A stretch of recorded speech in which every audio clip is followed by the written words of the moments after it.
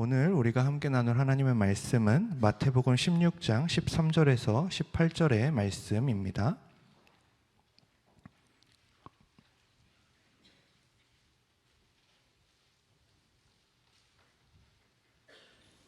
마태복음 16장 13절에서 18절의 말씀입니다.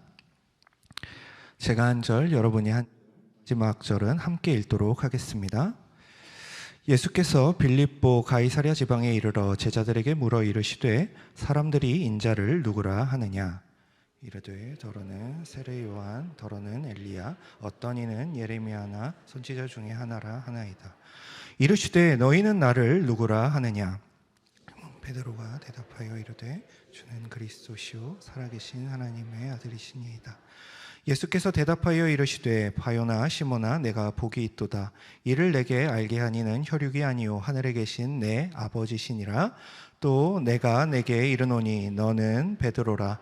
내가 이 반석 위에 내 교회를 세우리니 음부의 권세가 이기지 못하리라. 아멘. 네. 안녕하세요. 반갑습니다. 소개를 해주셨지만 제 이름은 임형규고요. 직업은 목사입니다. 직업이 뭐냐는 얘기를 늘 듣습니다. 카페 가서 서 있으면 저한테 사장님 얼마예요 그러고요. 그리고 이제 옷가게 가서 서 있으면 또 저한테 사장님 얼마예요 그럽니다. 저는 이제 청소년 사역, 청년 사역만 하다가 4년 전에 이제 청년들 15명이랑 같이 돈도 없이 공간도 없이 이제 개척했습니다. 하나님 원하시는 교회를 세워보자. 으아! 하고 이제 용기를 냈더니 제 용기를 비웃듯이 1년 후에 코로나가 왔습니다. 그래서 아주 힘들어 뒤집 뻔했어요. 너무너무 힘들었는데 하나님이 은혜와 복을 많이 베풀어 주셔서 저희 교회는 이제 구성원 중에 90%가 20대 후반에서 30대 후반이 90%고요. 지금은 이제 서울숲에서 출석 한 280명 정도 모이는 교회를 담임을 하고 있습니다. 별명이 있습니다. 제가 어느 중고등부 집회에 설교하러 갔더니 방금처럼 임현규 목사님 나오시겠습니다. 그래서 이렇게 가서 섰더니 중학생 놈이 뭐 하시는 분이세요? 그러는 거예요.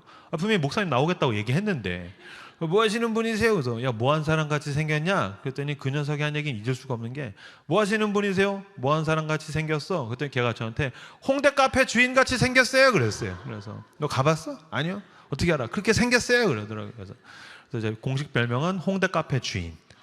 홍카주가 별명이고 딸 둘 키웁니다. 10살짜리랑 7살짜리 딸을 키우는 임용규 목사입니다. 불러주셔서 너무 감사하고요. 사랑은 믿어주는 것이다 라는 제목으로 함께 말씀 나누도록 하겠습니다. 사람이 살다가 보면은 이제 어떤 결단이나 결심을 할 때가 있죠. 특히 신앙에서의 그 하나님의 사랑과 은혜는 나로 하여금 더 좋은 사람이 되고 싶게 만듭니다.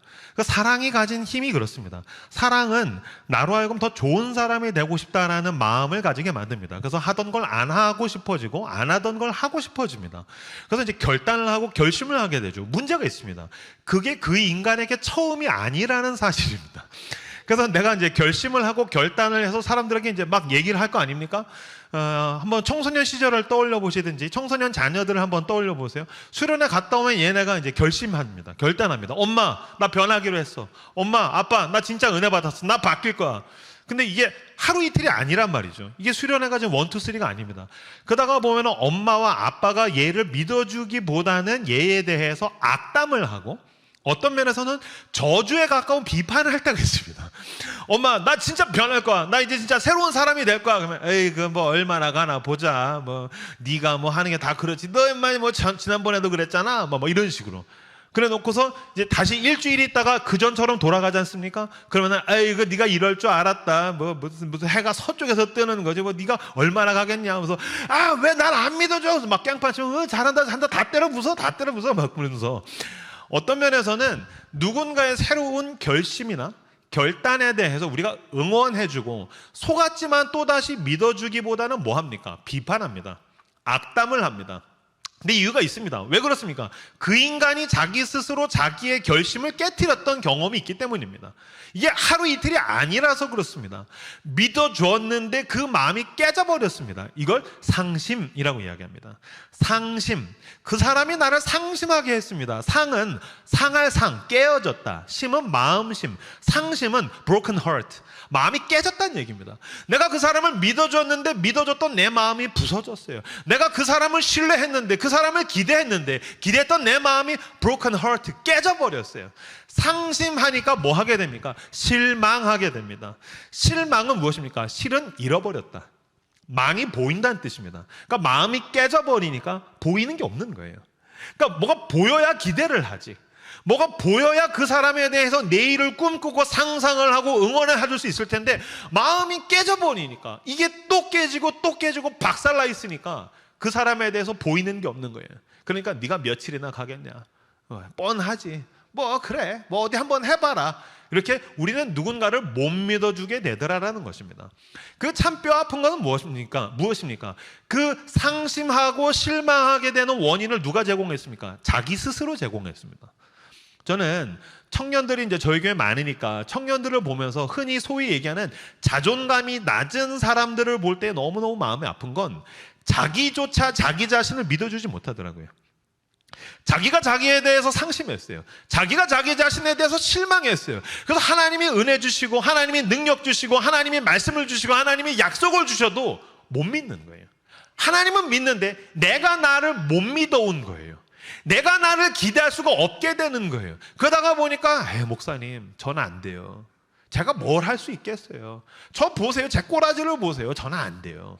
우리는 계속해서 상심하고 실망했기 때문에 더 이상 누군가를 믿어주지 못하게 되더라라는 것입니다. 오늘 본문에는 굉장히 못 믿어온 인간, 굉장히 실망스러운 인간이 등장합니다. 누굽니까? 베드로입니다.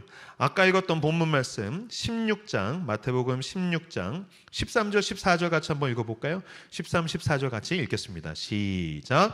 예수께서 빌립보 가이사랴 지방에 이르러 제자들에게 물어 이르시되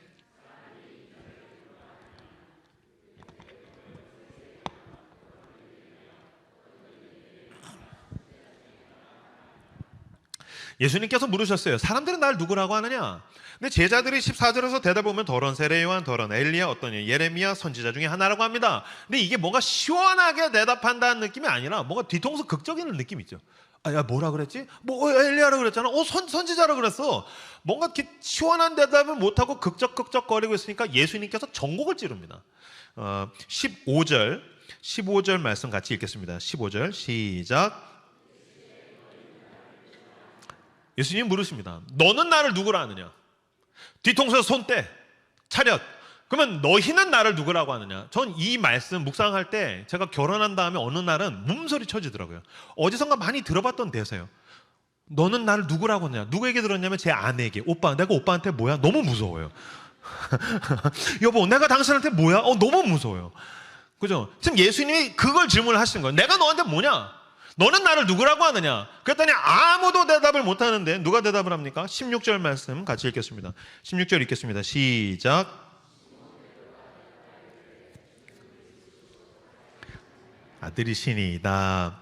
시몬 베드로가 대답하여 이르되 주는 그리스도시요 살아계신 하나님의 아들이십니다. 멋지게 대답했어요. 주는 그리스도시요 살아계신 하나님의 아들이십니다. 이 신앙 고백이 그래서 여러분 신약 성경에서 가장 유명한 신앙 고백. 심지어 예수님이 이 신앙 고백 위에 내가 교회를 세우고 이 교회를 음부의 권세가 감당하지 못할 것이다. 내가 천국의 열쇠를 주면서 어마어마한 축복을 부어주신 위대한 고백으로 자리매김되었는데요. 근데 오늘 제가 질문하고 싶은 건 이겁니다. 그럼 과연 이 고백을 한 그 인간은 자기의 고백을 지켰는가? 베드로가 이 고백을 한 다음에 담대하게 자기의 고백을 지켰는가? 모두들 알고 있죠. 그렇지 않습니다.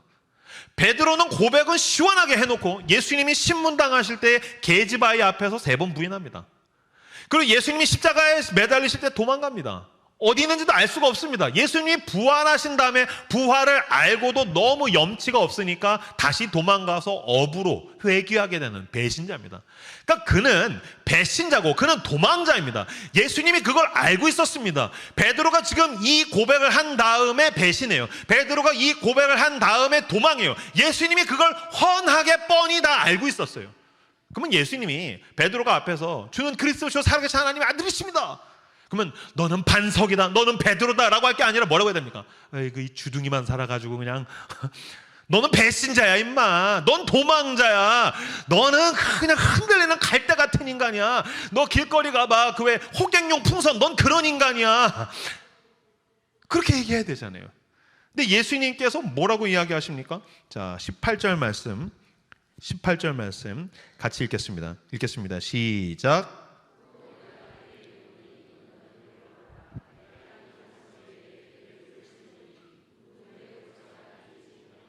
아멘.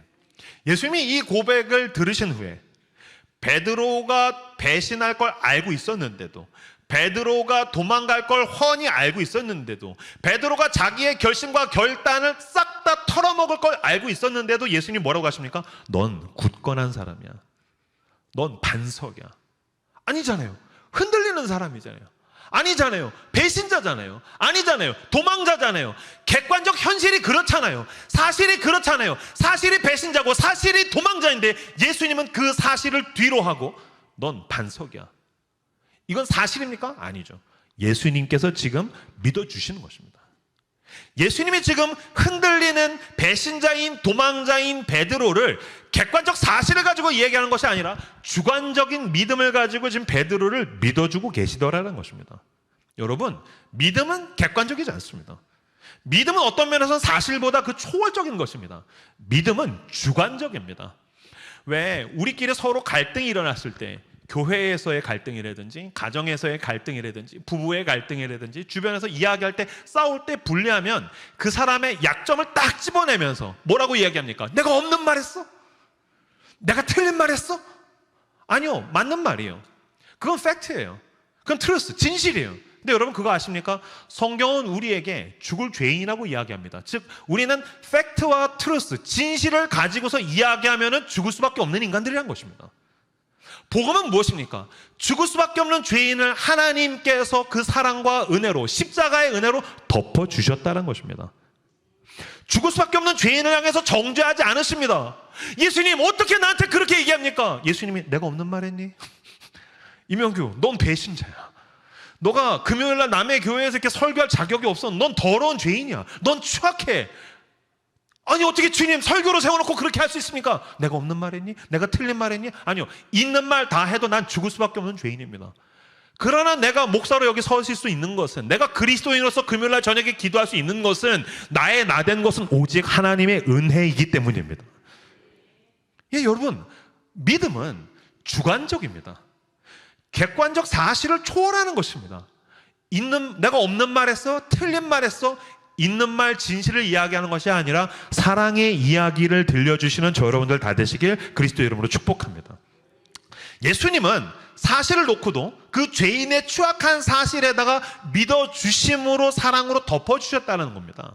여러분 그거 압니까? 우리는 다 누군가의 철저한 주관적인 믿음을 먹고 자랐습니다. 사실이 아니고요, 주관적인 철저한 믿음, 사실을 왜곡하는 주관적인 믿음을 받으면서, 믿음을 먹으면서 몸과 마음이 커서 어른이 되었다는 겁니다. 그게 무슨 뜻입니까? 제가 예를 들어드리죠.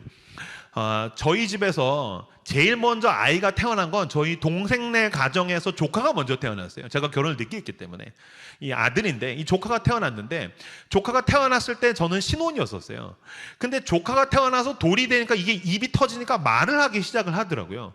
이 말하는 걸 보니까 꼬맹이가 말하는 것과 어른들이, 그 가족이 말하는 그 과정, 시작과 과정에 있는 한 아이를 대하는 태도가 저한테는 너무 넌센스였었어요.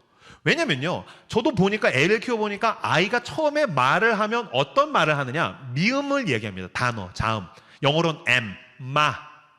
그 다음이 비읍, 빠. 그 다음이 제가 봤을 때는 히읗인 것 같아요. 근데 웃겨요. 애가 마 하면 뭐라고 하냐면 엄마가 엄마라고 했다고. 얘가 지금 엄마라고 했다고. 천재라고. 아니요, 그냥 입술이 부딪히는 거예요. 마. 마. 근데 엄마라고, 내가 네 엄마야, 엄마야. 지금 뭡니까? 사실입니까? 아니요, 믿어주는 겁니다. 그 다음에 빠 하면 옆에서 아빠가 아빠라고 했다고. 얘 아빠라고 했다. 얘 천사로 내가 네 아빠야, 아빠야. 아니요, 그냥 빠 한 거예요. 저희 조카가 저희 아버지 댁에 와서, 아버지, 어머니, 저희 가족, 제 동생네 가정 다 모였어요. 마, 빠 한 다음에 얘가 드디어 하를 했어요. 조카가 하. 그래서 저희 아버지가 내가 네 할아버지라고 했다고, 할아버지라고 했다고. 제가 그걸 보고 있는데 웃기고들 있네. 아니 하는 그냥 비웃는 걸 수도 있잖아요. 하, 비웃는 거잖아. 하하하. 너 어떻게 하가 할아버지입니다. 할아버지라고 했다고? 그래, 내가 네 할아버지야. 하지나 내가 네 할아버지라서. 아버지, 그냥 하라고 한 거야. 그냥 어른들을 비우는 거야. 아니야, 이놈아, 이 강팍한 놈아, 이 믿음이 없는 자야. 회개해라. 얘가 지금 할아버지라고 했다고. 내가 네 할아버지 하면 할아버지야 막 그러더라고요. 그렇게 내가 네 할아버지야, 할아버지야, 아빠야, 엄마야 믿어줬더니 얘가 어느 순간인가 몇 달이 지났는데 저희 집에 와가지고 할아버지 보더니 핫찌라고 그러는 거예요. 그래서 이번에 봐봐, 이명규 이 강팍한 놈 핫찌라고 그래요. 할아버지라고 그러잖아. 그냥 핫찌잖아, 핫찌. 그게 어떻게 할아버지야. 근데 핫찌, 할아버지라고 그러더라고요. 아이가 돌이 지나면 일어납니다. 일어날 때 그 부모는 걷는다고. 얘는 걷는다고. 아니요, 자빠져요. 그럼 얘가 자빠졌을 때 제가 만약에 옆에서 못 걸어, 자빠졌잖아. 우리한테 왜 그래요? 내가 뭐 틀린 말 했어? 자빠졌잖아, 기고 있잖아. 어떻게 걸어? 얘가 얘 못 걸어. 무슨 소리야? 얘는 걷는다고. 또 일어나. 봐라, 얘는 걷는다. 무슨 소리야? 또 자빠졌잖아. 한 아이가 걸을 때까지 3,000번에서 4,000번을 넘어진답니다. 한 인간이 일어나서 걸을 때까지 직립보행을 하기까지 3,000번에서 4,000번을 넘어지지만 그 부모는 그 자식을 향해서 못 걸어. 얘 못 걸어. 보십시오. 뒤에 잠옷실에 애들이 뛰어다니고 난리가 났습니다. 쟤네가 걸어서 뛰기까지 수천 번을 자빠지고 일어나고 자빠지고 넘어지지만 부모는 끝까지 믿어주는 겁니다. 우리 아들은 걸을 거야. 우리 딸은 걸을 거야. 우리 아이는 말을 하게 될 거야. 넌 유치원에 가게 될 거야. 넌 친구를 사귀게 될 거야. 넌 책을 볼 수 있게 될 거야. 넌 글씨를 읽게 될 거야. 넌 인간관계를 하게 될 거야. 아니야, 나는 친구가 안 생기는 것 같아. 아니야, 넌 좋은 아이야. 넌 좋은 친구를 사귈 수 있을 거야. 넌 학교를 가게 될 거야. 저희 딸도 맨날 그놈의 학교 불타버렸으면 좋겠어. 그런 말 하는 거 아니야. 학교 가야 돼. 넌 학교를 사랑하게 될 거야. 학교를 가게 될 거야. 아니야, 난 더 이상 학교를 못 가겠어. 아니야, 학교를 가야 돼. 그 과정, 계속해서 믿어주는, 믿음을 받는 과정을 통해서 우리가 지금 여기까지 온 겁니다. 그런데 우리가 크고 나니까, 동심이 다 파괴되고 나니까 자본주의 사회에서 사람을 사실로만 이야기합니다. 숫자로만 이야기합니다. 팩트로만 이야기합니다. 눈에 보이는 것으로만 이야기합니다. 아니요, 믿어주심으로 이야기하는 저 여러분들 다 되시기를 그리스도의 이름으로 축복합니다. 로마서 1장 17절 말씀, 복음에는 하나님의 의가 나타나서 믿음으로 믿음에 이르게 하나니, 복음에는 하나님의 의가 나타나서 믿음으로 믿음에 이르게 하나니. 로마서 1장 17절 말씀엔 이렇게 나와 있는데요, 이게 그냥 읽기에는 좋아요. 복음에는 하나님의 의가 나타나서 믿음으로 믿음에 이르게 하나니. 그냥 읽기에는 좋은데 곰곰이 생각하면 이게 무슨 뜻이지? 이상하잖아요. 복음에는 하나님의 의가 나타나서 믿음으로 믿음에 이르게 하나니. 왜 믿음이 두 번이나 쓰였지? 잘 생각해보면, 만약에 복음은 하나님을 잘 믿는 것이다, 쉽잖아요. 복음은 하나님을 굳건하게 믿는 것이다, 편하잖아요. 복음은 하나님만을 믿는 것이다, 좋잖아요. 근데 복음에는 하나님의 의가 나타나서 믿음으로 믿음에 이르게 하나니, 어떤 면에서는 굉장히 아리송한 이야기입니다. 이게 원어로 봤었을 때 우리나라에서 믿음과 믿음이 둘 다 한국어로는 똑같은 믿음이지만 원어에서는 앞에 믿음과 뒤에 믿음이 단어가 다릅니다. 제일 쉽게 말씀드리면 앞에 것은 하나님의 것입니다. 뒤에 것이 인간의 것입니다. 앞에 것은 변하지 않는 것입니다. 무너지지 않는 것입니다. 바뀌지 않는 것입니다. 영원한 것입니다. 뒤에 것은 흔들릴 수 있는 것입니다. 제가 의역해서 쉽게 말씀드린 그것입니다.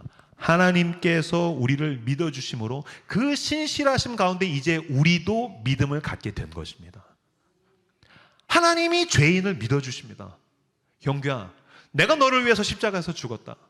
이제 너는 내 자녀다. 너가 나와 함께 하나님 나라를 향해서 가자. 내가 소명으로 너를 부르마. 그 영광스러운 길로 너를 초대하마. 예, 주님 감사합니다. 근데 일주일 가다가 자빠져 버려요. 하나님, 난 안 되나 봐요. 아니야, 내가 내 아들을 주었어. 내가 너를 믿어줄게. 나는 신실한 하나님이란다. 너는 무너지지만 나는 무너지지 않는단다. 너는 바뀌지만 나는 바뀌지 않는단다. 너는 쓰러지지만 나는 굳건하단다. 이 영원한 반석 위에 너가 믿음으로 동참하렴. 하나님이 우리를 믿어주셔서, 꼬맹이가 자빠지면 엄마가 믿어주듯이, 그 아들이 하라고 할 때 할아버지가 믿어주듯이, 하나님께서 끝까지 우리를 믿어주시고 믿어주심으로 말미암아 우리가 지금 이 자리에서 예배드릴 수 있는 그리스도인이 된 것입니다. 그러니까 내가 잘 믿은 게 아니라는 거예요. 내 결단으로 된 게 아니라는 거예요. 내 의나 자기 공로가 아니요, 나를 사랑하신 그 십자가의 은혜와 그 은혜를 붙들고 우리를 끊임없이 믿어주시는, 넌 베드로다. 하나님, 저는 흔들리는 인간입니다. 아니야, 넌 굳건한 사람이야. 내가 어떻게 굳건합니까? 내가 너를 굳건함까지 끌고 갈 거야 라고 지금 주님께서 우리에게 약속하시고 계시는 것입니다. 그래서 저는 흔들릴 때마다 붙드는 말씀이 있습니다. 빌립보서 1장 6절 말씀, 너희 안에서 착한 일을 시작하신 이가 그리스도 예수의 날까지 이루실 줄 우리는 확신하노라. 사실은 뭐랍니까? 팩트는 시작에 불과하대요. 초입, 너무 미흡하고 결핍되고 쓰러지고 개차반이고 엉터리고 엉망진창이고, 여러분 스스로를 보십시오. 엉터리죠. 내 가족을 보십시오. 팩트를 놓고서 내 가정을 보십시오. 답이 안 나죠. 이 나라와 조국을 바라보십시오. 조국 교회를 바라보십시오. 답이 안 나죠. 그러나 우리에게 소망이 있으면 나의 잘됨이 아니라 하나님의 신실하심, 우리 안에서 착한 일을 시작하신 이가 개차반이고 엉터리고 별 볼 일 없지만 그리스도 예수의 날까지 이루실 줄을 우리는 확신하노라. 아멘. 나를 이 복음으로 출발하게 하신 분께서 그 결말까지 끌고 가실 줄을 믿는다. 난 내 공로로 구원받은 것이 아니다. 나는 아무런 자격이 없는데 예수 그리스도의 십자가의 은혜로 구원을 받았다. 그 말은 주님께서 저 영원한 곳까지 우리를 끌고 가시겠다. 그 끌고 가시는 주님을 누구도 세상에 감당하지 못한다. 주님께서 죄와 사망의 권세를 이기셨듯이 이 땅에 있는 모든 걸 이기시고 나를 굳건하게 만드실 줄을 믿는다. 아멘. 이것을 붙들고 나의 개차반과 엉터리와 엉망진창인 가운데에도 하나님이 나를 믿어주신다. 그러니 또다시 시작하자. 그렇게 하루하루 나아가는 저 여러분들 다 되시기를 주님의 이름으로 축복합니다. 저희 집에 제일 이슈는요, 저희 막둥이가 7살짜리가 너무 꼴통이라서 이게 이슈예요. 특히 이제 딸들 10살, 7살짜리가 하루에도 한 10번 싸워요. 아주 막, 제 아내가 연애할 때는 정말 여자 한 사람이었었거든요. 뭐 소리도 한 번 못 지르고 저랑 싸우면 그냥 조용히 울고 그랬는데, 애 둘을 키우니까 어느 날 보니까 제 아내가 락커가 돼 있어요. 이렇게 집에 들어가면 막 으아! 하면서 막 락을 부르고 막 있어요. 그래서 좀 더 가면 이제 헤비메탈을 할 수 있겠는데 막. 제 아내가 이제 뭐 저희 집도 다 해봤어요. 여러분들도 애 키우는 가정들 다 해보셨죠? 다 해봤어. 안 돼. 오은영 씨 안 돼. 오은영만 돼. 우리 집은 안 돼. 그쵸? 그러니까 내가 문제가 아니라 내가 봤을 때 오은영이 문제가 있을 수도 있다는 생각을 해요. 하지만 이 얘기를 하면 제 아내한테 진노의 심판이 오기 때문에 오은영 씨 놀아요. 이제 이러는 건데, 다 해봤어요. 안 돼요. 그 이제 제 아내가 어느 날 애 둘이 또 싸우니까 이제 막 혼낸 거야. 막 싸우지 말았자! 그래서 막. 그랬더니 이제 10살짜리가 방으로 들어갔어요. 집안에 가서 이제 공부하는 척 하는 거죠. 그 제 아내도 이제 혼내고 난 다음에, 부모들은 여러분, 부모가 혼내고 나면 그 부모가 제일 아프죠. 그 자괴감이 너무 크잖아요. 혼내고 나서 혼자 속상하니까 아내가 설거지를 막 하는 거예요. 그 10살짜리는 눈치가 있어서 지방에 들어갔는데 7살짜리가 눈치가 하나도 없으니까 이제 엄마한테 와가지고 말을 거는 거예요. 이때 말 걸면 큰일 나는데, 나도 내 아내가 빡쳤을 때 말 안 걸거든요. 얼굴에 음부의 권세가 임했네. 그럼 조금 조용히 이렇게 회개하면 자숙하고 주님이 은혜를 베풀어 줄 때까지 이제 기다려야 되는데, 말 걸면 하지 마. 그 입 다물라.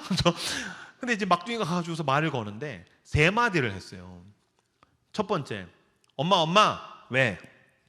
첫 번째 대사, 엄마 아빠도 싸우잖아. 나랑 언니도 그래. 두 번째 대사, 엄마 혼날 때마다 싸우지 말아야지 하는데 그게 잘 안 돼. 세 번째 대사가 제일 가관이에요. 엄마! 그랬더니 왜? 사람이 다 그래. 제 아내가 여기서 빵 터졌다라는 거예요. 엄마 아빠도 다시는 안 싸울게 하지만 또 싸우잖아. 나랑 언니도 그래. 진짜 싸우지 말아야지 하는데 그게 잘 안 돼. 엄마, 사람이 다 그래. 제 아내가, 제가 밤에 퇴근하고 왔는데 그 얘기를 들려주는데 제가 얼마나 웃겼는지 몰라요. 제가 그 주엔가 막 기도하다가 회개를 하고 있는데 제 스스로에 대한 어떤 못마땅함, 왜 나는 이 모양이지? 난 하나님 앞에 더 근사한 인간이 되고 싶은데, 난 하나님 앞에서 더 좋은 그리스도인이 되고 싶은데, 난 하나님 앞에서 더욱더 열정적인 사역을 하고 싶은데, 난 진짜 하나님 앞에서 좋은 사람이 되고 싶고, 그 결심은 나한테 진심이었거든요. 그 기도는 나한테 진심이었거든요. 난 진짜 내 심장을 내어드리고 싶었거든요. 근데 그 결단을 내 스스로 바사삭 다 부숴버리고 나면, 나 왜 이 모양이지?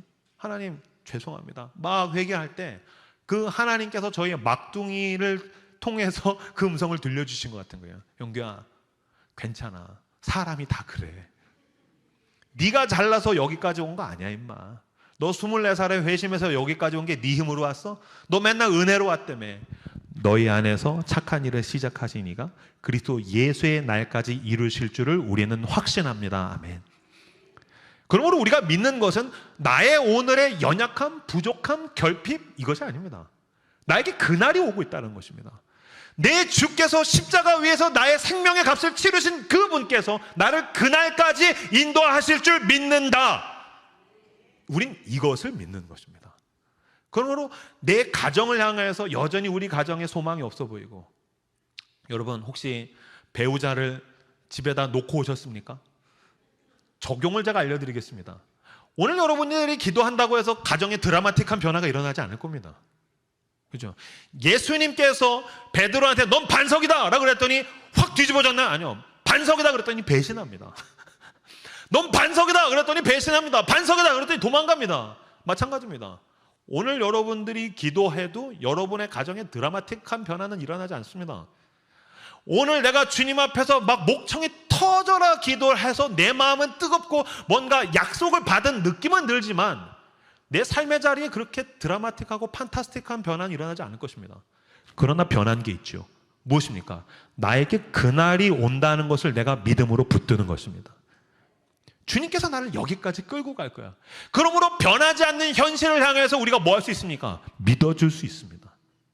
믿어주는 것입니다. 지금 예수님께서 베드로를 믿어주듯이 내가 처음 회심했었을 때 그 회심한 비그리스도인을 하나님 아버지께서 믿어주듯이 오늘도 내가 회개할 때마다 또 주님이 우리에게 속아주고 믿어주듯이 믿어주는 겁니다. 저는 회개할 때마다 하나님께서 우리 엄마 같지 않아서 너무 감사해요. 왜냐하면 우리 엄마는 내가 뭐 잘못하면 계속 과거를 소급하더라고요. 계속. 그죠? 만약에 하나님이 우리 엄마 같았어요. 제가 회개해요. 하나님 잘못했어요. 또 죄 졌어요. 근데 사실 우리가 죄 짓고 넘어진 게 다 똑같은 지점 아닙니까? 하나님 또 죄 졌어요. 또 넘어졌어요. 하나님이 만약에 우리 엄마였으면 아니야. 넌 지난달에도 그랬어. 너 작년에도 그랬어. 너 떠올려봐. 너 고3 때 너 때문에 내가 죽는 줄 알았어. 엄마는 아들이 없는 사람이야. 나는 복이 없는 여자야. 하면서 막 게다가 보면 이제 창세 전으로 올라가요. 네가 네 애비를 닮아서 그러면서 막. 근데 하나님이 뭐 하십니까? 내가 회개하면 세상 모든 만물을 창조하신 하나님, 지혜의 하나님, 그 하나님께서 우리가 회개하면 잊으시는 겁니다. 뭐 하는 겁니까? 속아주기로 결심하시는 겁니다. 그리고 또 다시 소망 없는 내 삶을 향해서 나 자신을 향해서 믿어주는 겁니다. 여러분, 나는 나 자신을 믿어주지 않을 권리가 없습니다. 하나님이 당신을 믿어주기 때문입니다. 우리가 기도할 때 하나님께서 그 기도를 들으시고 하나님께서 그 믿어주심으로 반응한다면 우리도 우리 자신에 대해서 기대해야 합니다. 하나님의 믿어주심이 우리의 죄악을 이깁니다. 하나님의 신실하심이 우리의 연약함을 이깁니다. 그게 이겨서 우리가 여기까지 온 것입니다. 그러므로 그 믿어주심이 이긴다. 그 신실하심이 이긴다. 그 믿음이 이긴다. 이것을 붙들고 믿음으로 여러분의 가정을 향하여 믿음의 말을 건네어 주십시오. 배우자를 향하여서, 직장을 향하여서, 왼수들을 향하여서 믿어주십시오. 믿음의 말을 건네어 주십시오. 여러분 가운데 마음속 한켠에 사실은 이 교회, 사랑하는 교회를 향한 실망과 상심이 있는 분이 있을지도 모르겠습니다. 10년, 20년, 30년을 교회를 다니는데 어떻게 우리가 상심하지 않을 수 있습니까? 어떻게 우리가 서로를 향해서 실망하지 않을 수 있습니까? 그러나 그렇게 치면 예수님만큼 상심하고 실망하신 분이 누가 있겠습니까? 그러나 그분이 우리를 믿어주십니다.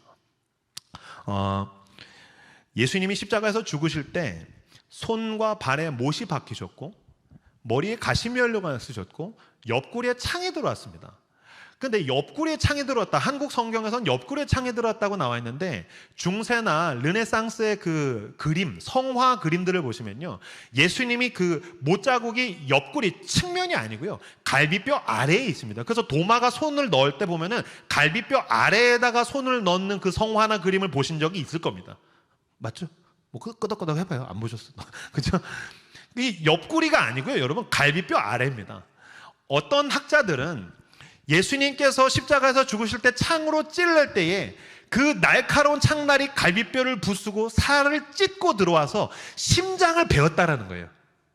그 로마 병사의 창날이 심장을 찢어가지고 물과 피를 다 쏟고 죽었다라고 이야기하는데 저도 동의합니다. 저도 그 학자의 말에 동의합니다. 예수님께서 우리를 위해서 십자가에서 죽으실 때 어떻게 하셨다고요? 심장을 찢으셔서 대신 죽으신 거예요. 심장을 찢어주심으로 우리를 사랑하신 거예요. 근데 믿음이라는 단어가 여러분 라틴어로 크레데레라는 단어거든요. 크레데레. 이 크레데레라는 단어는 심장을 내어주다라는 뜻입니다. 믿음, 심장을 내어주다. 그럼 믿는다는 건 뭐라고요? 심장을 내어준다는 거예요. 그럼 예수님이 우리를 어떻게 믿어주셨다고요? 아 그래, 내가 한번 너 믿어볼게가 아니에요. 심장을 찢으셔서 내가 너 믿어줄게. 너가 넘어질 거 알아. 그래서 내가 너를 위해서 심장을 찢는 거야. 왜 우리가 그런 얘기하죠? 너가 나를 아프게 해서 내 마음이 찢어지는 것 같아. 그 사람이 나를 힘들게 해서 내 마음이 찢어지는 것 같아. 이 마음이 찢어진다라는 말은 우리에겐 사실 문학적인 표현이고 은유입니다. 그러나 예수 그리스도께 그건 실제였었습니다. 크레데레. 그분은 심장을 찢으셔서 나같이 소망 없는 죄인을 믿어주신 것입니다. 왜요? 믿어주면 나는 또다시 배신하니까요. 믿어주면 나는 또다시 도망가니까요. 하지만 그분은 심장을 찢어주시고, 왜 우리나라 말에 근사한 말이 있죠. 믿는 도끼에 발등 찍힌다. 근데 이건 속담이죠. 예수님은 발등에 못이 박히신 겁니다. 내가 널 믿어주면 넌 내 발등에 도끼를 찍겠지. 너가 나를 붙들었던 손을 놓고 나는 내 손에 못이 박히게 되겠지. 너를 생각하던 내 머리에는 가시면류관이 들어와서 피범벅이 되게 되겠지. 하지만 나는 너를 크레데레, 심장이 찢을 때까지 내가 심장을 찢어주고 심장을 내어주어서라도 형규야 난 너를 믿어줄 거야. 그러므로 여러분, 우리가 누군가를 믿어준다, 당신이 당신의 배우자를 믿어준다, 당신의 자녀를 믿어준다라는 것은 우리가 이 교회를 향해서 상심하고 실망했지만 오늘 주님이 은혜 주시면 내가 또다시 이 교회를 믿어주겠습니다 라는 것은 심장을 내어주겠습니다. 왜냐하면 이 심장은 내 것이 아니요 예수 그리스도의 것이기 때문입니다. 내 심장이 아닙니다. 예수 그리스도의 심장입니다. 그러므로 나도 내 심장을 내어주어서 사랑하는 사람들을 믿어주는 저 여러분들 다 되시기를 그리스도의 이름으로 축복합니다. 여러분, 믿어주면 도망갑니다. 믿어주면 배신합니다. 믿어주면 발등에 도끼 찍힙니다. 믿어주면 심장이 찢어집니다. 그러나 크레데레, 심장을 찢어줘서라도 믿어주는 사람이 있으면 그 사람은 결국엔 돌아옵니다. 그래서 내가 돌아오고 당신이 돌아온 것입니다. 예수님 심장을 찢어주어서 믿어주었더니 이 짓 저 짓 다 하고 자기의 땅끝을 밟고 나면 탕자같이 돌아옵니다. 마찬가지입니다. 여러분, 주님께서 우리에게 은혜 주시면 심장을 내어주어서 믿어주면 지금은 아무런 일이 일어나지 않는 것 같고 우리의 기도가 허공을 맴도는 것 같고 상심하고 실망하는 것 같지만 결국에는 그 사람이 돌고 돌고 돌아서 믿어주는 사람에게 정착하게 될 것입니다. 제가 증인입니다. 저는 지금은 주님을 모시고 있지만 대학 때는 1년 내내 주님을 마시고 살았습니다. 저는 굉장했습니다. 제가 술을 끊었더니, 제가 복음을 받아들이고 술을 끊었더니 우리 과에서 술자리가 없어졌어요. 저는 일반 대학에서 사회학을 전공한 사람이기 때문에 제가 술을 끊었더니 다 술 안 마시고 찻집 가더라고요. 제가 되게 회개했어요. 난 얘네가 술을 좋아하는 줄 알았더니 나 때문에 간 거였었어요. 제가 23살 때까지 24살에 회심을 했는데 23살 때도 저는 그냥 무신론자. 게다가 저는 뼈 아픈 게 저희 아버지가 그 작은 교회 목사님이셨어요. 근데 사역이 너무 힘들고 저희 집 너무 가난하고 그러니까 난 하나님 못 믿겠다. 하나님 같은 건 없는 거야.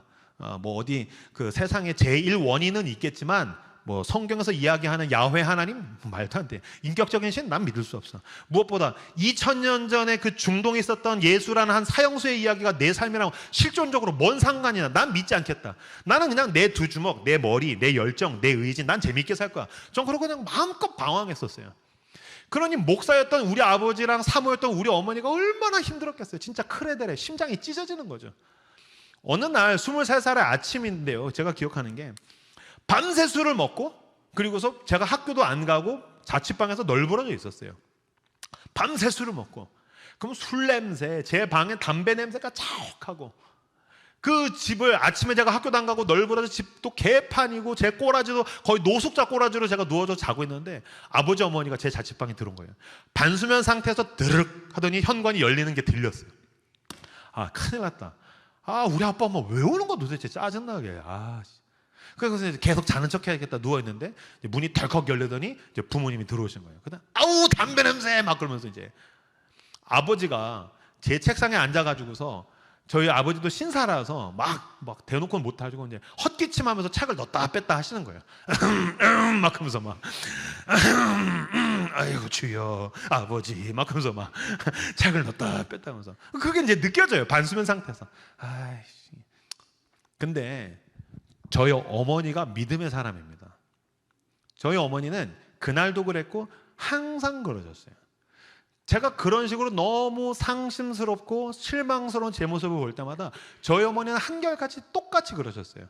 밤새 술 먹고 널브러져 있는 술 냄새, 담배 냄새 풀풀 풍기는 그 아들의 머리맡에 이렇게 앉아가지고 밤새 떡진 머리를 이렇게 빗기시는 거예요. 그래서 우리 어머니 그랬어요. 우리 형규는 나중에 좋은 목사님이 될 거야. 엄마가 아침에 기도하고 왔거든. 엄마가 새벽마다 기도하고 있거든. 하나님은 엄마의 기도를 들으시는 분이시거든. 형규는 나중에 좋은 목사님이 될 거야. 제가 들으면서 아, 이 여자가 미쳤구나. 이 믿음이라는 건 객관적 현실을 부정하는 건가? 이래서 마르크스가 종교가 아편이라고 이야기한 거구나.